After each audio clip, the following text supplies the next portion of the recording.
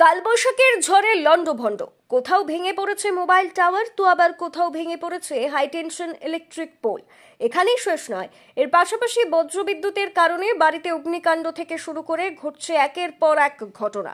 গত বুধবার এমন একের পর এক ঘটনা ঘটে দুবরাজপুর ব্লকের বিভিন্ন এলাকায়।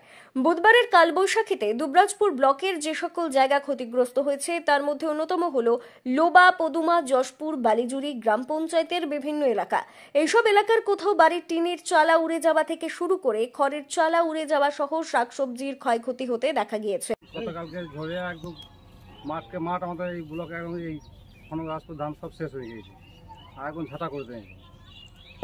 বড় ধরনের এমন ক্ষয়ক্ষতির পরিপ্রেক্ষিতে ক্ষতিগ্রস্ত সকল মানুষদের পাশে দাঁড়ানোর জন্য বৃহস্পতিবার থেকেই নিজেদের কর্মসূচি শুরু করে তৃণমূল। তাদের তরফে ত্রিপল, শাড়ি এবং নগদ অর্থ তুলে দেওয়া হয়। কর্মীরা এখনো পর্যন্ত বাড়ি বাড়ি ঘুরছে।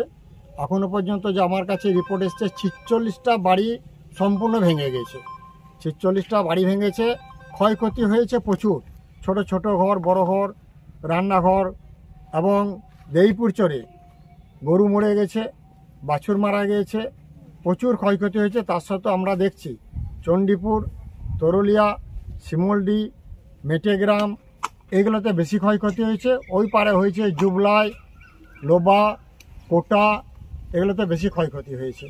এই সকল গ্রাম পঞ্চায়েত এলাকার পাশাপাশি দুবরাজপুর পৌরসভার 1 নম্বর ওয়ার্ডের বৈরাগীকুন্দা আদিবাসী পাড়ায় বাজপুরে যে বাড়িতে ক্ষতিগ্রস্ত হয়েছিল সেই বাড়িতেও তৃণমূল কংগ্রেসের প্রতিনিধিরা পৌঁছে ত্রিপল, শাড়ি, খাদ্য সামগ্রী ইত্যাদি তুলে দেওয়া হয় এবং 1 সপ্তাহের মধ্যে বাড়িতে টিন লাগিয়ে দেওয়ার আশ্বাস দেন কাউন্সিলর বনমালী ঘোষ।